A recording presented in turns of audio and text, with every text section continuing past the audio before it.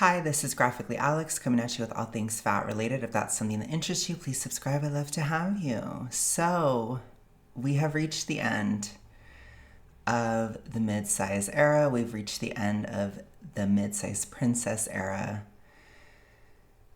And we need to talk about it. So, I want to go ahead and give my perspective on what can help you survive this stage. Just to clarify anybody that may be just coming into this video with no prior context. Mid-size has to do, as far as we define it on this channel, it has to do with being between fat and thin. Thin being normal, sorry if that upsets people, and fat being, well, we know what fat is. So basically mid-size, you're kind of in between. It's very subjective. It's hard to say when somebody is or isn't. But typically, people just kind of know. You kind of know because people treat you differently. And you get to a point where you have to start dropping the label of fat. So let's go ahead and break this down piece by piece. We're going to go through my experience of it. We do have some disclaimers in the beginning. So first and foremost, not everyone will have issues in this era. So that's really important to understand. There are a lot of people that maybe start mid-size that just don't really have a hitch. Or there's a lot of people who just aren't that emotional, don't really have issues, period, with this phase. Some people just kind of blast through it. Other people take their time, but it just doesn't bother them. So that's really important to understand when it comes to this whole video. This is kind of like, it may apply to any and all of this may apply to somebody, but also none of it. So this is different. This is a lot less physical than other eras. There's still a physical quality to it, which I will get to, but it's very, very, very tiny. This era is mostly social. It's more of an external issue and an issue of external duality, which has to do with being fat but not fat socially. It's difficult. Okay, so one of the biggest things, first and foremost, not everyone will have issues in this era. One of the biggest things about this is individuality. Individuality comes in very strong. You've broken away from the fat herd and you are on your own now. So experiences become very varied in this era. So this is the stage where you start to piece apart, like, oh, why are people treating me this way? Is it because I'm fat, or is it because I'm this, or is it because I'm that, right? You can kind of look at it as you get to know yourself a lot more without fatness as like a blanket term and like a blanket identity. So for example, a really common one, especially with most of you guys who watch my channel, would just be like, oh, that didn't have to do with me being fat. That has to do with me being a woman, for example. So certain things may not change because you're still a woman. So that's a very good example of what I'm talking about. Same thing, obviously, with anything, really. Any aspect, anything that's immutable, those become more obvious during this stage because when you are within the fatness label, you kind of are, especially if you're toxically ritualistic, you make fatness who you are. But also in society, people can do that too, because there are people who are toxically ritualistic in society, and then there is stereotypes and things like that, and social roles within fatness, and that all starts to break down in this era. So, okay.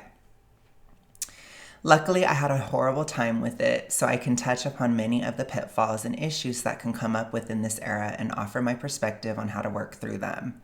Just keep in mind, any, all, or none of these issues will come up.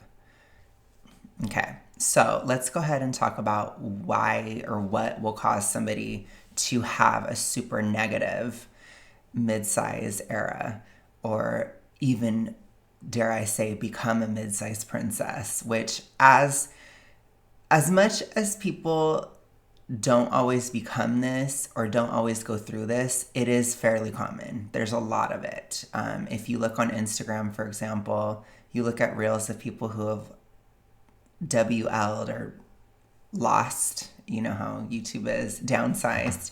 You look at videos of that, and people are going to have this energy very often because probably likely due to one of these factors or all of them. In my case, I had all of them, which is why I had a really rough time with this phase. So, risk factors for a mid-sized princess crisis. 1, a toxic ritualistic past or present. So if you are still in it at this moment, you're not going to get out of this mindset. And a lot of people can think, oh, I recovered because it's not as severe. No, it's still in you. And it's still risky to keep this mid-sized princess mindset. It can lead to regain. Very much so. It's very possible. I've actually seen somebody, Emma Gets Fit, I'm going to call her out on Instagram. She has actually started to regain because she has this energy so badly. So it can keep you in the toxic ritualistic. It can definitely be a part of the toxic ritualistic. However, MSP, as I'll call it for short, it's more of a less severe version. I would consider a severe version of the toxic ritualistic to lead to a tortured era or to have more tortured aspects. This is more so, it's more mild, but it's still a problem. It's like a liability, which I need to define mid-sized princess. Mid-sized princess is basically the type of person that acts as if downsizing in general has traumatized them. It's the person who is very overly dramatic about the fact that they've lost, and they assume the worst intentions in everybody else. They also assume that they're so different and so special from anybody who hasn't downsized. And there's a lot of stereotypes. I feel like just me saying that, you guys can know exactly what I'm saying. It's very common, extremely common. And there's a lot of like, I'm never going to feel this. I'm never going to be normal. I'm never this. I'm never that. All that stuff is very MSP. So it's hard to like do a blanket statement, but the best definition I had when I was going through this era is essentially somebody who is holding on to the fat label or the fat identity when they're no longer fat. That's the best way to put it in terms of downsizing. So it's somebody who lives in the shadow of being fat, even though it's no longer there. And it's somebody who can't let go of the idea of being fat as well. So sorry if that's like a weird way to define it, but it is kind of weird. But it's a very emotional thing that I feel like a lot of people can understand what I'm saying because it's very common. Literally just go on Instagram and you'll find it. You'll find it very fast. So the second risk factor is a history of severe hormonal issues, especially due to or related to obesity. So this, your typical ones, hypothyroidism is a big one, but I would say probably PCOS as well. I think this could lead to mid-sized princess energy. I think that, extremely low dopamine, for example, like if somebody does have ADHD and then they're obese on top of it, they are at risk of being a mid-sized princess because dopamine does play a role in this energy. So there's a lot of different hormonal issues, but like I said, especially due to or related to obesity. So anything that obesity complicates or that has a relationship with obesity, if you have a hormonal issue, it will likely lead to this because your hormones will have to shift, which for me, my thing was definitely hypothyroidism. And that leads to a whole host of issues, which definitely caused my hormones to shift during this era. Okay, and lastly, long haul weight loss prior to the mid-size stage. So 100 plus pounds to get to the mids. I will call the mid-size phase the mids for short.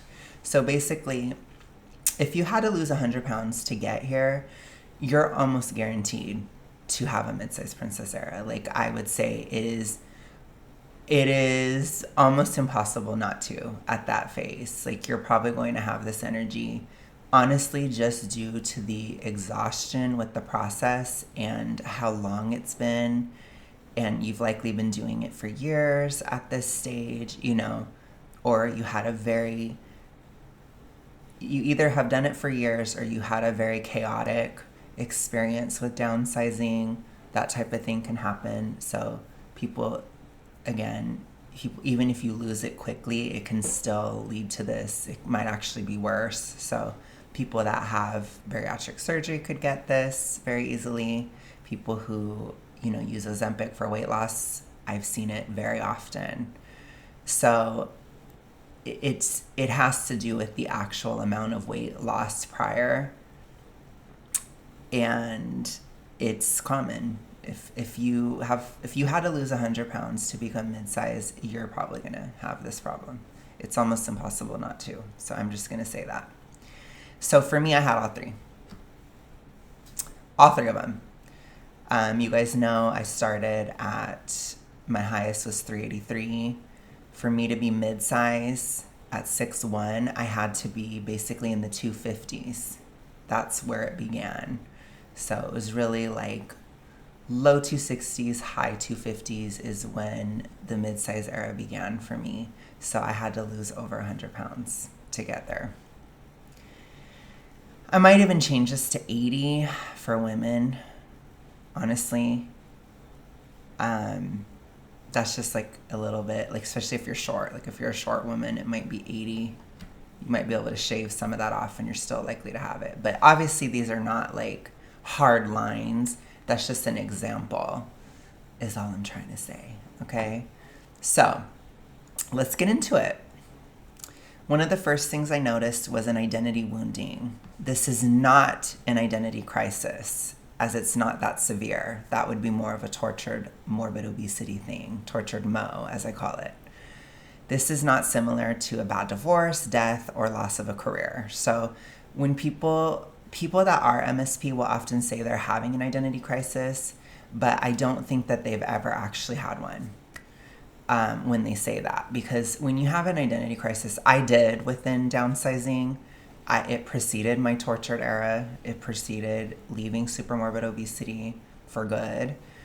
And it had a lot to do with my health, because I was so worried about my health, and my health was all I thought about for years, for like 2 years. And I had reached a point where I was no longer severely hypothyroid, and it was literally changing the way my brain functioned, and it was changing who I am as a person internally. And it triggered an identity crisis because I didn't have this one goal anymore. So it was kind of similar to losing a career or something, because every day I got up and I thought, my hypothyroidism, I have to take care of it. And then I'd go to bed and I'd think, my hypothyroidism, I have to take care of it. So when that was gone, it triggered an actual identity crisis. And it lasted about 3 or 4 months. But honestly, probably longer. It probably was like 6 months. But I didn't realize it was happening. Once I realized it, it was towards October of 2023. But it was kind of starting towards June, I would say. Especially June and July. Especially July. When I look back, I know that it had started. But it lasted until January of 2024. Basically, it lasted quite a while. It was hard. But again, that was more of an issue of severity, and that was similar to a bad divorce. It had to do with like getting out of the toxic ritualistic, which I was very severely in it. It had to do with, like I said, that feeling of the loss of a career, like this goal that I had been working towards. It was done. And I didn't know what to do. And it was very intense. This is not like that. So it's not tortured. If it's that bad for you, you're probably more so in a tortured era. It's probably a little different. And again, it might be unrelated to downsizing at that point. Like if you're not morbidly obese or higher, it might just be something totally different. You might be having an identity crisis for a different reason, you know, sometimes it could happen. But in terms of downsizing within MSP, it's not. I would call it an identity wounding. So this is not similar to a bad divorce, death, or loss of a career. This is more similar to adolescence. So while very real and dramatic, it's not actually severe or that deep. It can feel deep, but it's not. So I think it's really important from the start that we discuss that it isn't as serious as an MSP makes it out to be. Typically, mid-sized princesses, they are constantly acting as if the world is about to end. Everything's chaotic in their life. Nothing's going well, right? Everybody hates them. It's all these types of things. But in reality, it's not like that at all. And you have to kind of take what they're saying with a grain of salt. I'm not saying that an MSP is lying, but they're often exaggerating or being dramatic, basically, which we'll get into that. So the identity wounding has to do with the necessary shift in identity away from fatness and an individuation process that results from it. This can feel very similar to teenage girlhood. So let's break it down. You try on clothes that used to look cute on you when you were bigger, but now they don't. You try to talk to your friends or romantic interests in the same way, but they see you differently. Your family sees you differently. It's similar to teenage girlhood. Your body's changing. Things don't look good anymore. You don't know how to talk to people anymore because you're becoming something new. You're in transition, and it's difficult, and it can be upsetting, and it can be irritating, and it can be identity wounding. It has to do with that. I do think, personally, I think extroverts are a little bit more vulnerable to mid-sized princess energy because there's so much more often a people-pleasing aspect. So especially an emotional extrovert, I think it's really, really common for this to occur because that shift in how people see you and all this stuff, it can be, I would not say traumatic, I'll say stressful. It can be very stressful. And a lot of times people don't forget things that happen during this time. There's like a desire to hold on to hurts and things like that. Like, it's very extra. So I just think that it can definitely be a risk factor when you're super extroverted and emotional, when you combine the two. Okay. You struggle to assert your identity, but you are between two worlds. So it's very hard to do so. It's very much, I'm not a fat, not yet a thin mint, or as Brittany said, I'm not a girl, not yet a woman, right? But it's very much that energy. So you don't have a leg to stand on, or you don't have ground. You don't have solid ground to stand on to project yourself outward when you're mid. So it's difficult. And so because your identity is wounded, you can't assert yourself. And that leads to projection, which we'll talk about here. Because of a lack of assertion of who you are, people start to project upon you. People question your motives for downsizing, but it goes beyond that. Due to fat acceptance running rampant in society, there is this idea that after downsizing, one has drastically changed, so much so that every aspect of a person must be different as they leave fatness behind. So people will generalize. This is something that is hard, that I don't think it's hard for people to accept, but people don't like to think about it because especially when you're MSP, you have a desire to make everything about your downsizing journey. You have a desire to make everything about, well, it's because I lost. It's because I lost. It's because I lost. I hate how stupid YouTube is sometimes. I also love YouTube too. But anyways, it's because I lost. That's why. So you want to make everything about that, but people generalize. So people will assume, oh, you're no longer that way. I guess that you're you're a totally different person now. So then they start to assume your motives in general. And it can lead to projection in general. It's not just about this. So it can be really, really, really confusing because when everybody's doing that at the same time and you have an identity wound, it's really tricky to like find reality, basically. So you really have to develop, hopefully in the small fat era, if you are coming from that, you developed a solid inner core because you've kind of ground yourself a little bit in that era. But if not, it's going to be really hard and you have to do it now because you have to find yourself. Like you have to find, I guess like you have to have some kind of grounding is what I'm trying to say, because people don't see you for how you are and you don't see yourself for how you are. It's very confusing and it goes beyond just that. That's my biggest point. People can assume your motives for things you do even outside of WL. People see you as super mean or super nice, even if you never change.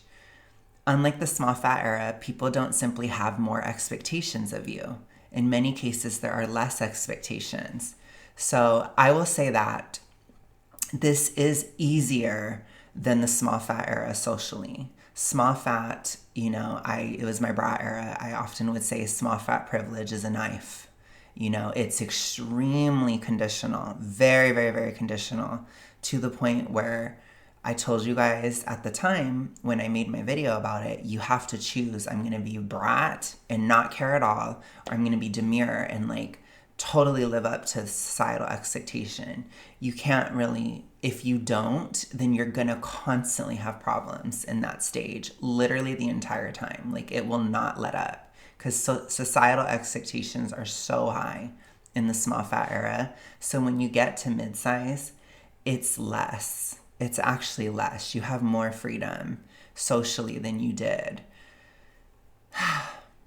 This leads to an MSP idea that people are treating you better because they have less expectations. But this is not uniform. So society in general population has less expectation on you, but there are certain people that don't. So particularly people who are toxically ritualistic, they will have sky high expectations of you that are insane, totally unrealistic. But in my experience, which I wrote here, this is not uniform, and in my experience, romantic dynamics and familial relationships have even more expectations on you. So while society lets up on you, certain important relationships get harsher, or there's higher standards, and it can be very unrealistic. So it's very common for your family, in my opinion, it would be very common for your family or a boyfriend or something, or even just a romantic interest or being in the dating world, etc. These people tend to have even higher expectations on you that are kind of ridiculous. It's insane what people expect.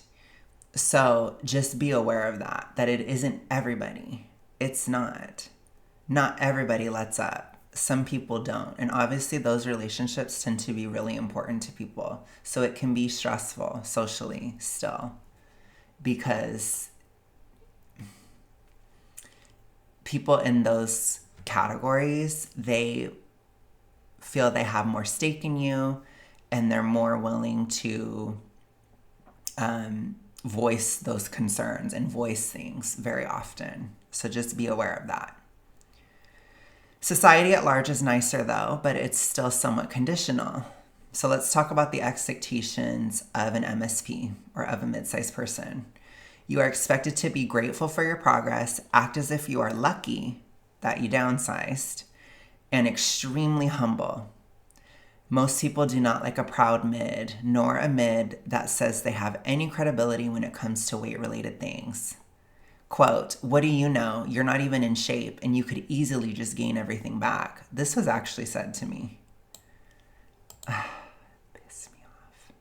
Really made me mad. But this sentiment is extremely common within the mid-size era. So it's something for people to be aware of. And if you want to not make waves and stuff, That's your expectation. Again, I am an activist, so I don't always live up to the expectations, but I am aware of them.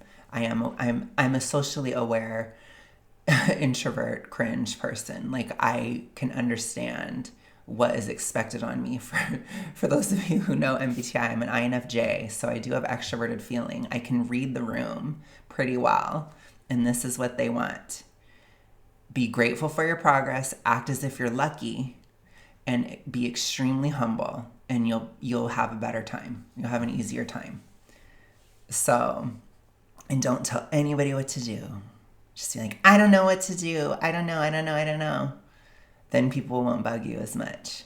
You're supposed to be so humble. I didn't do that because I'm an activist. So obviously I had a lot of pushback.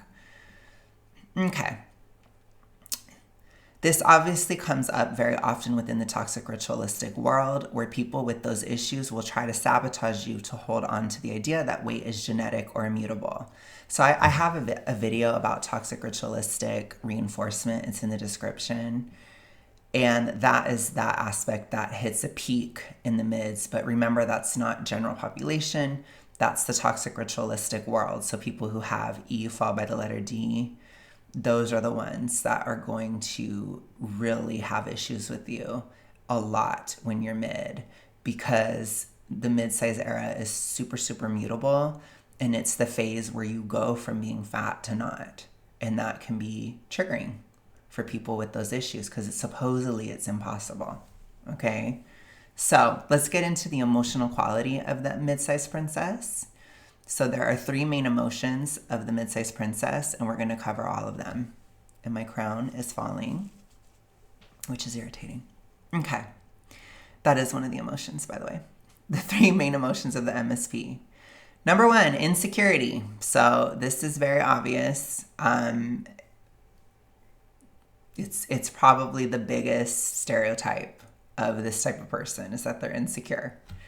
So this can often be conflated with sadness to a mid, but it's not the depression or hopelessness of a tortured era.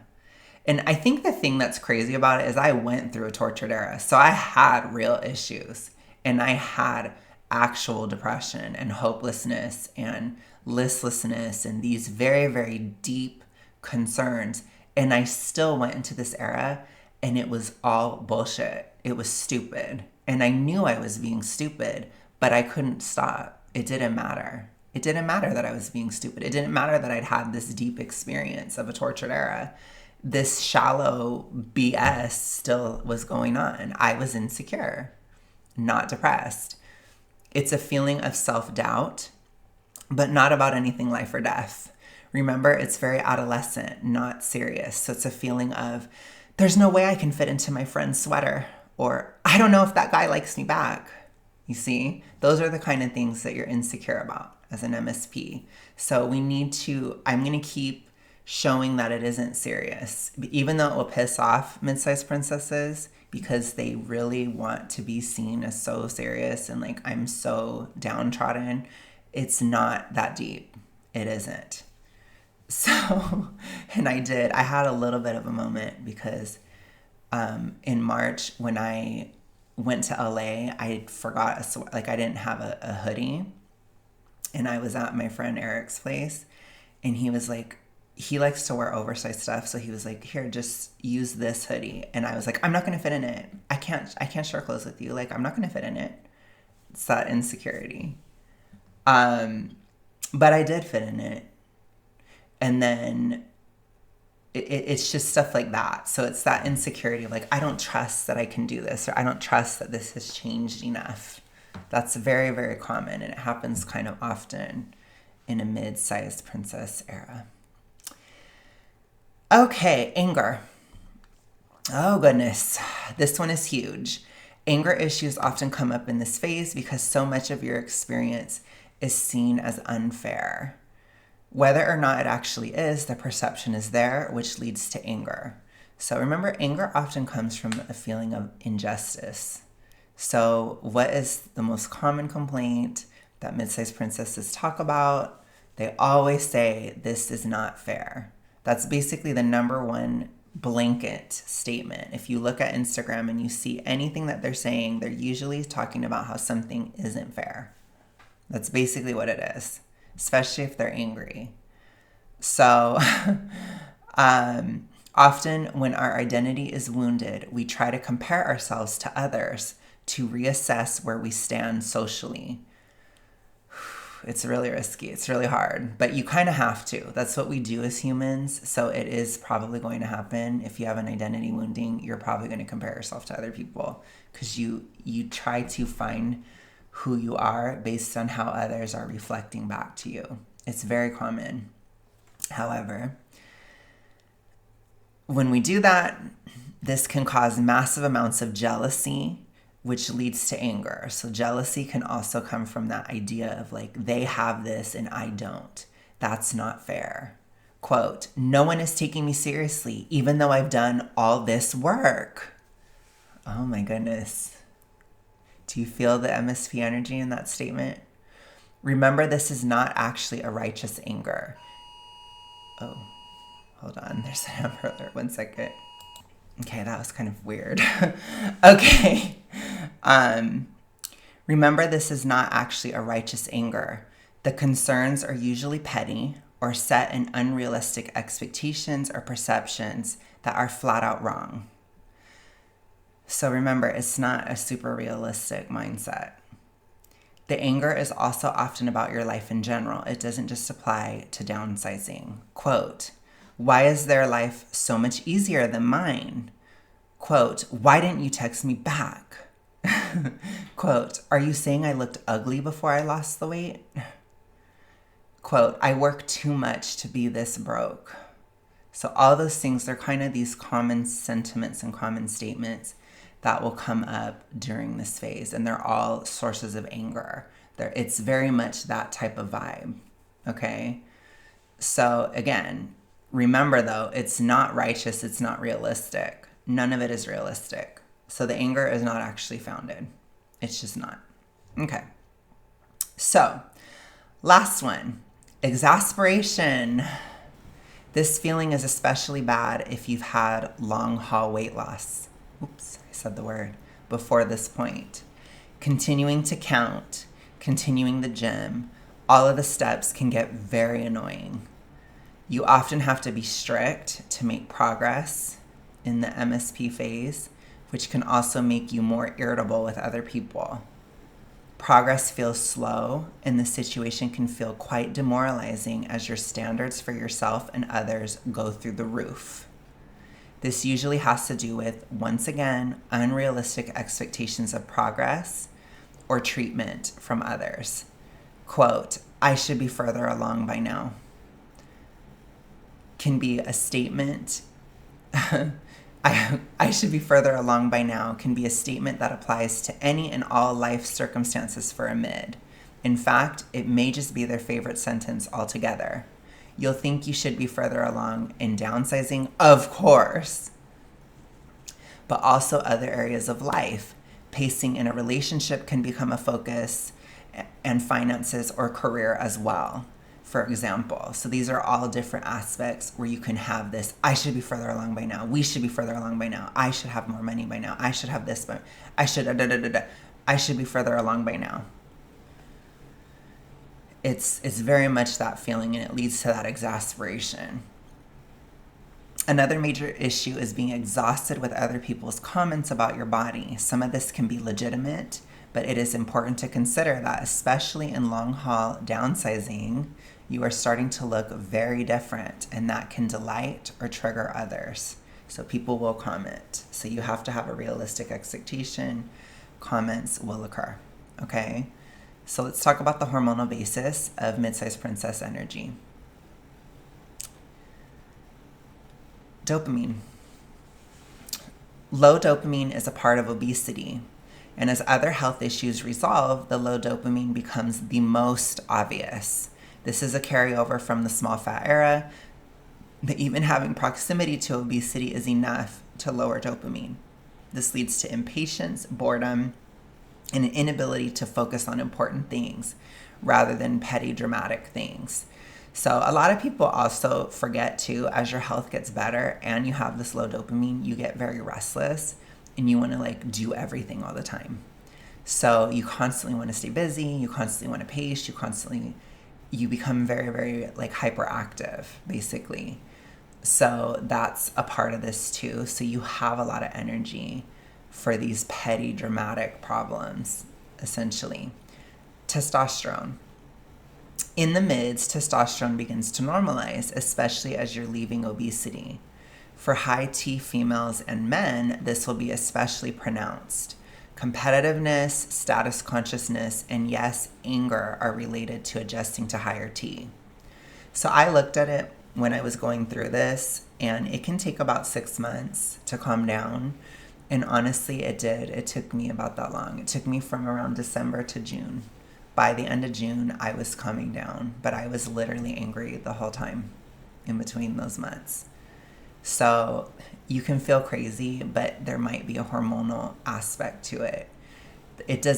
Testosterone doesn't just make you angry, but if you're already going through other issues, like all this MSP bullshit and people treating you weird and stuff like that, or you're stressed about other things, anger becomes extremely easy and available with that higher T as your brain adjusts. So just be aware of that. And again, some women will experience that. And if you are a man, you will experience this more than likely. So be aware of that. And yeah, let's go ahead and continue.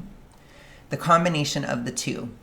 When these two issues combine, it can lead to a desire to stir up drama out of boredom and anger. It can also lead to anger due to boredom. Especially for me in March, I was so bored. I was angry that I was so bored. I couldn't enjoy anything at all. It was horrible. It was a horrible feeling. You can become like a hammer looking for a nail, or a person searching for any little problem to complain about or even cry about. So I think a lot of women, they may not understand, but that desire to cry over an issue that's not important, it may actually be a little bit testosterone related, because it's kind of like you have that little bit of an edge, or a little bit of I need to push how I feel. You see? So it can look a little differently, but also you can cry because you're so bored too, because you're frustrated. It's like angry crying, basically. I think that would happen with a lot of women that have this problem. For me, I just was angry. I was just angry all the time. Like there was a phase where even the way I talked, it was so angry. My voice was always, it's like I was hissing every time I talked. It was hard. But I still had like my moment where I cried about going to the dentist. So it still happened to me too. I still had that moment, which that was horrible. That made me mad. Like that actually was, I hated it. Anyways, you can become like a hammer looking for a nail, or a person searching for any little problem to complain about or even cry about, no matter how small the issue is or how unimportant it is to your daily life. So it might have nothing to do with anything. You're still going to do it. It's because of the hormonal basis. So, things to consider. Don't rush out of the mids. This is a phase of downsizing where health meets excess calories on your body. It is totally possible to build clean muscle in the mids with zero fat gain as you are in a deficit. You are also able to train harder and more often than previous phases, so I advise you to take advantage of this. So this is really, really important. This will help you in maintenance. This helps you to finish the journey. It gives you some caloric leverage because muscle burns more calories than fat. So you want to build as much muscle as you can in the mid phase. And a lot of people are super worried about the scale.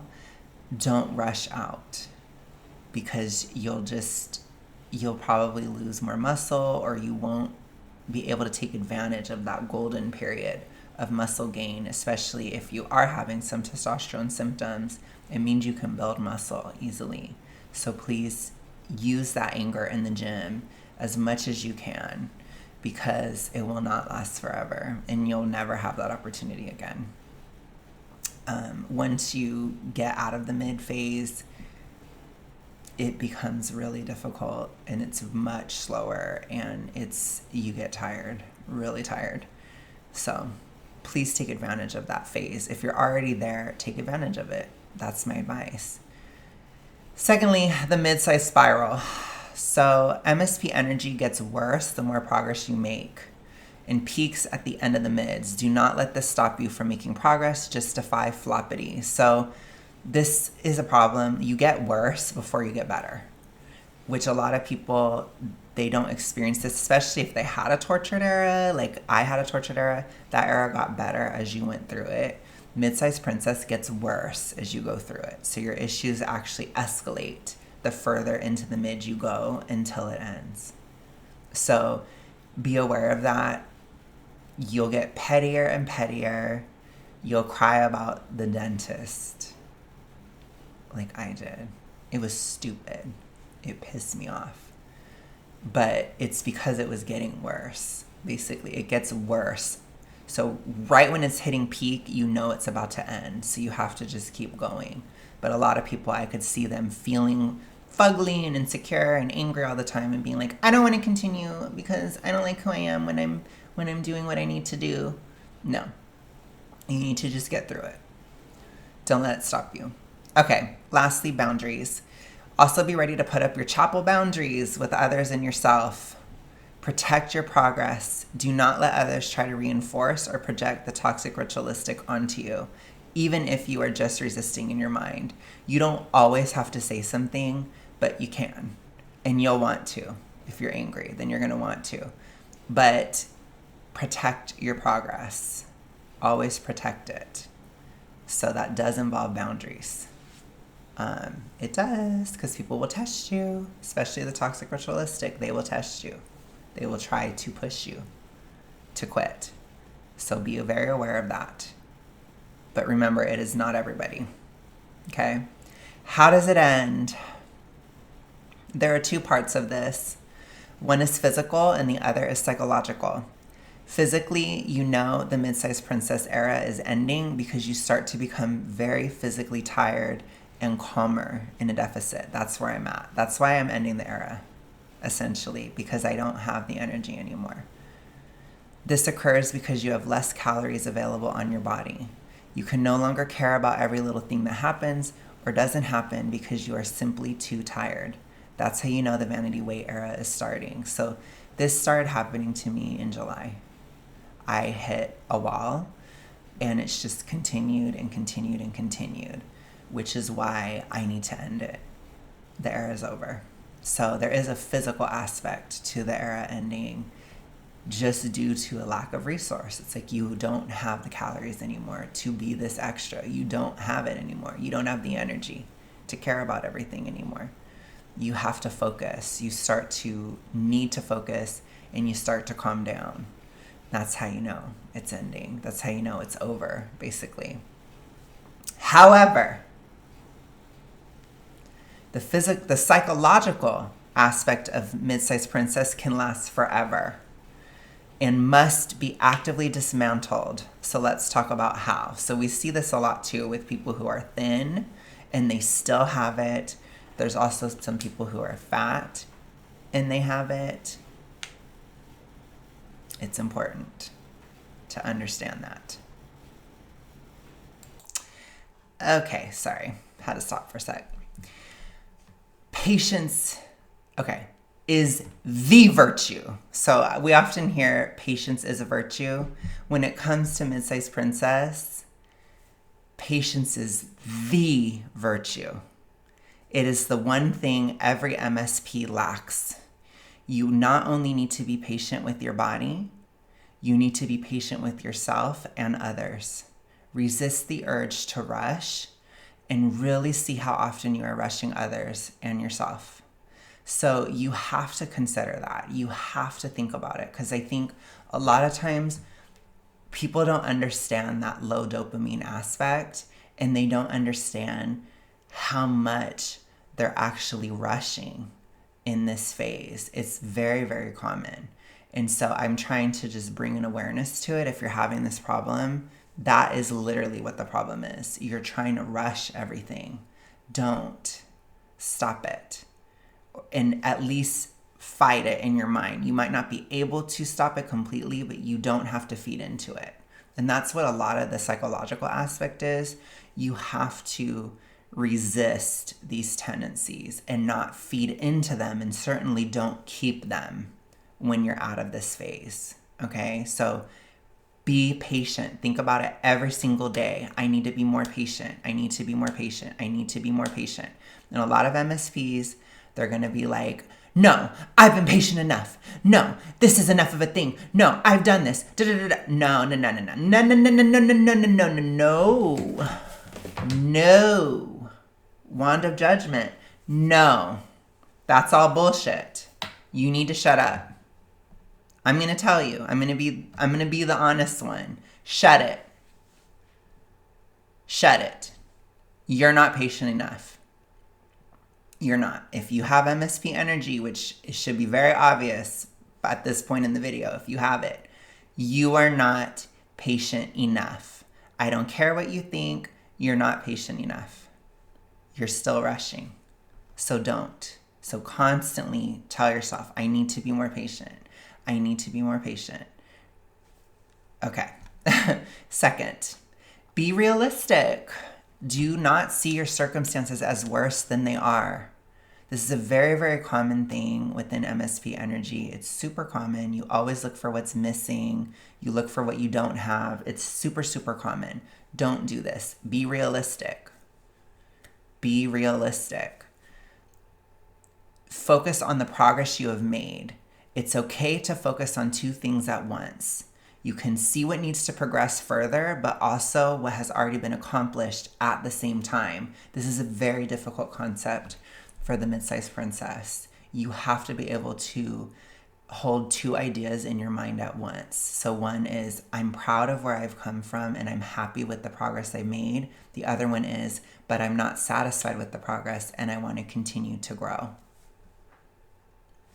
Those two ideas is very difficult for an MSP because there's still a little bit, in my opinion, I think it comes from that black and white thinking within the toxic ritualistic. You still have to develop that grayness, but it's a grayness in terms of goals rather than everything like in the tortured era where you have to learn to see the gray in life. Like it isn't that serious. It's like you need to see the gray in your goals. Be satisfied. Get gratification from the goals you've accomplished, but also be okay that you're not satisfied completely and that you want to go further. It's fine. So you got to work on that in your mind. Third, be empathetic. This can be hard when we have the perception that no one understands us, but you need to actively put yourself in other people's shoes so you can see where they are coming from. So I mean this literally. What has helped me at times is to literally visualize myself in the point of view of another person. Like really sit down, meditate on it, think about it, focus on it, because it helps you to understand. This helps you to understand the toxic ritualistic projection happening to you. So if you can think, well, this is from their perspective, this is where they're coming from, it helps you to understand it. And it also reduces unrealistic comparisons. Most people's lives are not always easy, for example, and everyone has struggles. It's important to keep that in mind. It will also help to quell your anger and develop realistic expectations for others. So this has a lot to do with, for example, if somebody is not texting you back, it might be because they're at work. That's a very, very simple example, but that's really hard for an MSP to see. So visualize yourself. Okay, this person, they have this work schedule. Consider other people's feelings. Consider how they're feeling or how they're viewing situations or how their lives actually are. That's what you have to do. And it helps you quell the anger and think about, well, no, they actually did work really hard to get to where they are, or they never got as bad as I did, so they don't have to do as much as I have to. These are realistic perspectives, but we can only achieve that by putting ourselves in somebody else's shoes. So it's extremely important to do that.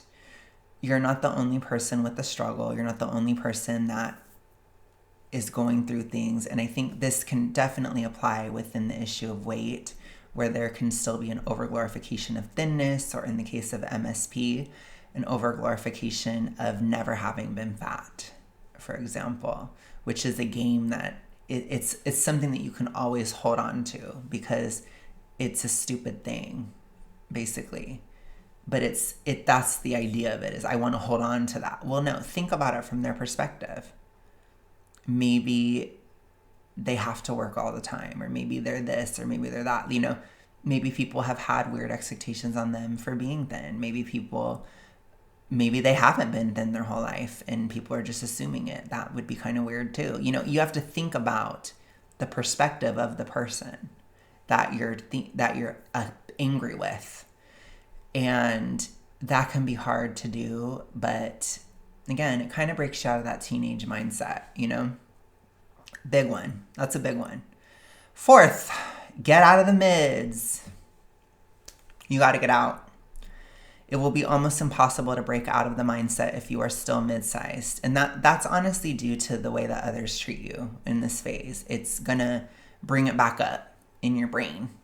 So you're going to go through it and people are going to be like treating you weird, and you're going to be like, you can't, it's too reinforcing. So you do have to get out of it to get completely out of the mindset, in my opinion. It will be almost impossible to break out of the mindset if you are still mid-sized. Do not settle for the mids, as they are still not healthy and affect your mood negatively. And that matters. It does. Your mood matters. You don't want this to go on forever. You don't want to stay here. So keep it up. Keep going. So with that, I'm going to go ahead and close. Thank you guys so much for watching. Thank you guys so much for dealing with me during my mid-size era. I think we're just going to launch. We're going to launch the next era very soon. So I'm going to launch it probably this week or next week. Stay tuned. But I will talk to you guys later. Thank you so much for watching. Have a good one. Bye. I appreciate you.